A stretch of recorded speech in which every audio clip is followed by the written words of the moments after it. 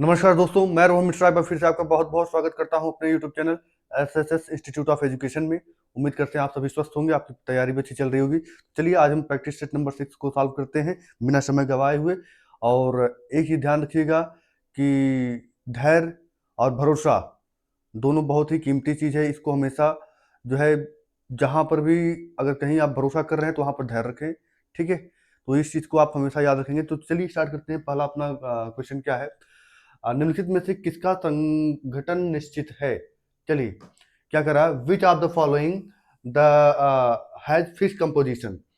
पहला ऑप्शन है a mixture and alloy का, सेकेंड ऑप्शन है N alloy and mixture element का, एंड सी ऑप्शन है आपका ए कंपाउंड एंड एन एलिमेंट का, एंड डी ऑप्शन है ए कंपाउंड एंड एन एलॉय का। तो कौन सा ऑप्शन हो सकता है भाई? क्या कर रहा है, which of the following has fixed composition. तो फिक्स्ड कंपोजिशन किसका होता है भाई? कंपाउंड का होता है और एलिमेंट का होता है।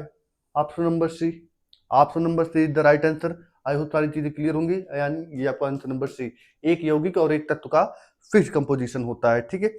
आगे हम बात करें, नेक्स्ट क्वेश्चन सेकंड नंबर क्या कर रहा है, टिंचर आयोडीन एक एंटीसेप्टिक है, ठीक है। टिंचर आयोडीन क्या है? एक एंटीसेप्टिक है। आयोडीन में क्या होता है भाई? Tincture iodine is an antiseptic in tincture iodine, tincture is a solvent and iodine is a solute.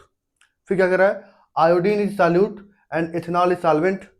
C option क्या कर रहा है, iodine is solute and methanol is solvent. और डी ऑप्शन क्या कर रहा है, iodine is solute and water is solvent. हमें अच्छी तरीके से पता है टिंचर आयोडीन किसका मिक्सचर होता है, इथेनॉल और आयोडीन का। तो कहाँ है, किस ऑप्शन में भाई? ये option number B, iodine is solute and ethanol is solvent, यानी आप ये कह सकते हैं आपका answer number B B is the right answer, ठीक है भैया। नेक्स्ट क्वेश्चन पर चलते हैं। क्या बात करता है नेक्स्ट क्वेश्चन? क्वेश्चन नंबर 3, दूध है। दूध क्या है भाई? एक पायस है, या एक शुद्ध यौगिक है, या एक विलयन है, या एक जेल है? क्या है बताएंगे? आपके अकॉर्डिंग क्या हो सकता है भाई, है ना। इंग्लिश में भी देखते हैं भाई एक बार इसको, इंग्लिश में भी। मिल्क इज, मिल्क क्या है? मिल्क क्या भाई? एनिमल्सन है, या ए प्योर कंपाउंड है, या ए सॉल्यूशन है, या जेल है? हमें अच्छी तरीके से पता है मिल्क क्या है, एक इमल्सन का एग्जांपल है, ठीक है। It is a an emulsion, ठीक है। नेक्स्ट क्वेश्चन भाई, टाइम हमको वेस्ट नहीं करना है, ठीक है। क्रिस्टलीकरण वह प्रक्रिया है जिसमें विलयन को छान लिया जाता है। बी क्या कह रहा है, विलयन को सुखाकर वाष्पित कर दिया जाता है। सी कह रहा है विलयन को सांद्रित किया जाता है और फिर धीरे धीरे ठंडा किया जाता है। डी ऑप्शन क्या कह रहा है, गर्म और सांद्रित विलयन को छान लिया जाता है, ठीक है। वही चीज इंग्लिश में मेंशन किया गया है, सॉल्यूशन इज फिल्टर्ड, है ना, या solution is evaporated to dryness. फिर क्या कह रहा है कि solution is concentrated and then cooled slowly. And D क्या कर रहा है, hot and concentrated solution is filtered. क्या हो सकता है भाई, ऑप्शन बताएंगे फटाफट, है ना। ठीक, क्रिस्टलाइजेशन में होता क्या है, विलयन को सांद्रित किया जाता है और फिर उसको धीरे धीरे ठंडा किया जाता है, यानी आपका answer number, option number C is the right answer, ये ठीक है। सी आपका सही आंसर है ये, ठीक भैया। आगे बात करते हैं, नेक्स्ट क्वेश्चन क्या है। नेक्स्ट क्वेश्चन, क्वेश्चन नंबर 5, समुद्री जल से प्राप्त साधारण नमक अशुद्ध होता है, इसे शुद्ध करने का क्या तरीका है भाई? ठीक है, यानी ये कह रहा है कि जो हमें समुद्र से जो भी नमक प्राप्त होता है वो इम्प्योर फॉर्म में होता है, तो उसका शुद्ध करने का स्पेशल एक तरीका होगा। क्या हो सकता है भाई वो? वाष्पीकरण के माध्यम से, या फ्रैक्शनल डिस्टिलेशन के माध्यम से, या क्रिस्टलाइजेशन के माध्यम से, या डिस्टिलेशन एंड इवेपोरेशन के माध्यम से? क्या हो सकता है? समुद्री जल से प्राप्त साधारण नमक अशुद्ध होता है, इसे शुद्ध करने के सही तरीका है इसका क्रिस्टलाइजेशन किया जाता है, ठीक है भैया। अभी हमने जस्ट इसके ऊपर डिफिनेशन देखा, वीडियो को बैक कर लीजिएगा, ठीक है। नेक्स्ट आगे बात करते हैं, परासरण में, परासरण में क्या होता है भाई? विलेय सेमी परमेबल मेम्ब्रेन से होकर गुजरता है, या विलायक सेमी परमेबल से होकर गुजरता है? ए बी दोनों है, या डी ऑप्शन क्या करें, विलियन सेमी परमेबल मेम्ब्रेन से होकर गुजरता है? इन इंग्लिश की अगर हम बात करें, ऑस्मोसिस में क्या होता है, सॉल्यूट मूव्स थ्रू एसपीएम, या सॉल्वेंट मूव्स थ्रू एसपीएम, या फिर बोथ? या नेक्स्ट है सॉल्यूशन मूव्स थ्रू एसपीएम। तो इसका राइट आंसर क्या होगा बताएंगे भाई? इसका राइट आंसर क्या हो सकता है? इसमें क्या होता है, सॉल्यूट पार्टिकल जो होते हैं वो सेमी परमेबल मेम्ब्रेन को क्रॉस करके एंटर करते हैं, ठीक है। नेक्स्ट आगे बात करते हैं, थोड़ी सी, हाँ। क्या, यदि कुछ अंगूरों को नमक के तेज घोल में रखा जाए तो क्या होता है? अच्छा क्वेश्चन है भाई, है ना। What happen if some grapes are in strong salt solution? क्या हो सकता है? They swell, they shrink, first swell then shrink and nothing happens. अच्छा क्वेश्चन है, थोड़ा सा दिमाग लगाएंगे हो जाएगा। देखिए यहाँ पर ना क्वेश्चन सेम है, बस थोड़ा सा यहाँ पर बदला हुआ पैटर्न। यहाँ पर आप ये बात कर रहा है प्लाज्मोलाइसिस की, ठीक है। यहाँ पर प्लाज्मोलाइसिस की बात कर रहा है, ठीक है। यहाँ पर कौन सा, ठीक है। तो यहाँ पर जाहिर सी बात है, प्लाज्मोलाइसिस में क्या होता है ना। हाइपरटोनिक सॉल्यूशन में कोई भी सेल क्या होता है, श्रिंक कर जाता है।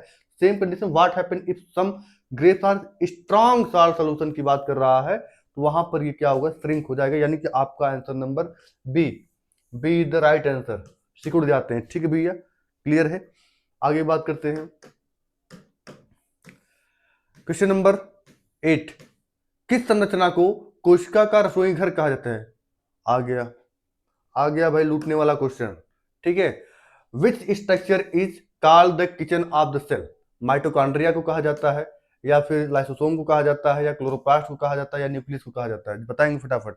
हम सभी जानते हैं माइटोकॉन्ड्रिया क्या है, पावर हाउस, पावर हाउस, है ना। लाइसोसोम क्या है, सुसाइडल बैग, सुसाइडल बैग, है ना।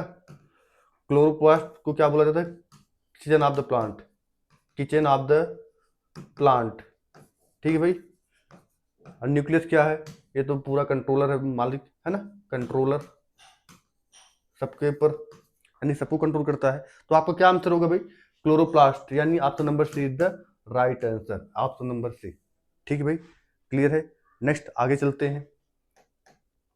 आगे क्या क्वेश्चन है, बैक्टीरिया और प्रोटोजोआ जैसी मुक्त कोशिकाओं को सबसे पहले किसने देखा था, है ना।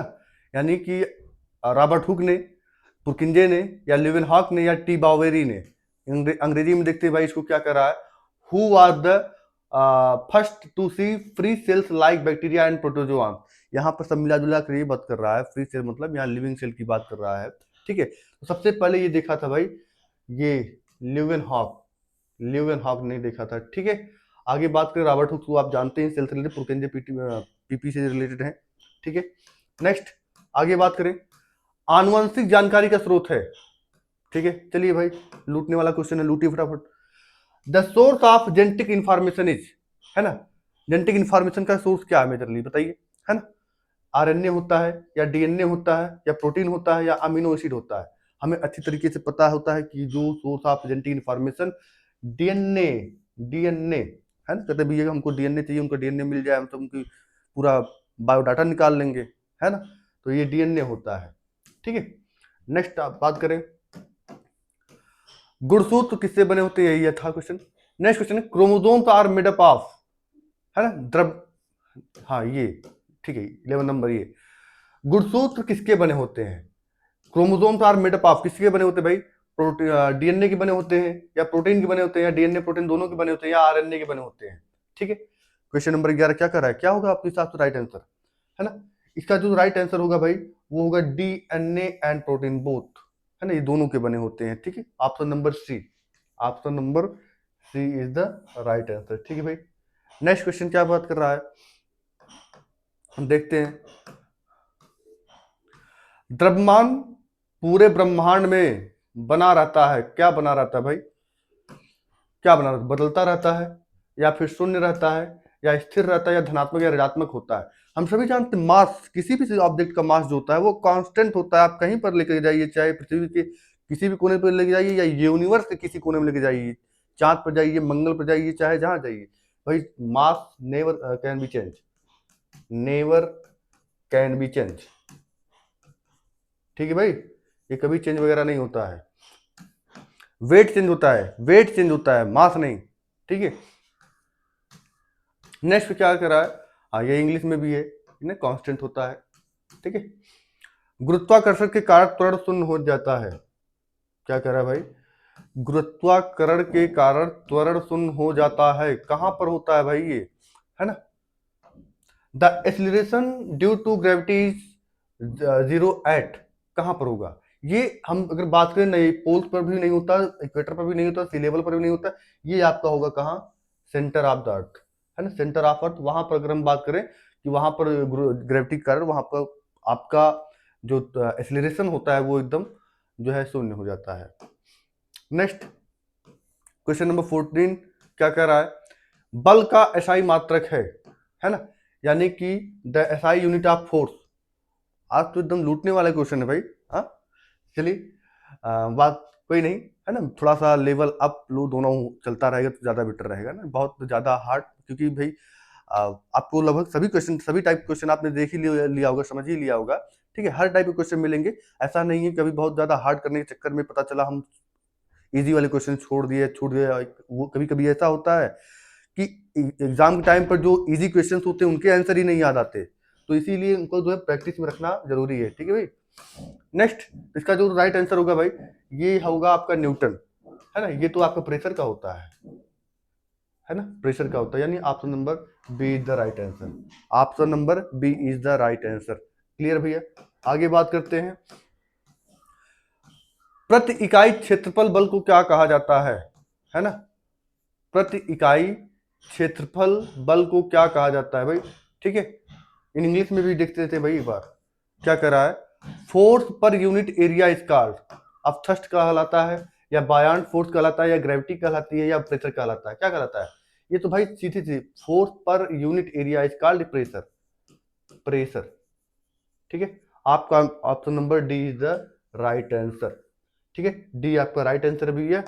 आई होप वीडियो को भैया अच्छा ही लगी हो तो लाइक शेयर सब्सक्राइब करना ना भूलें।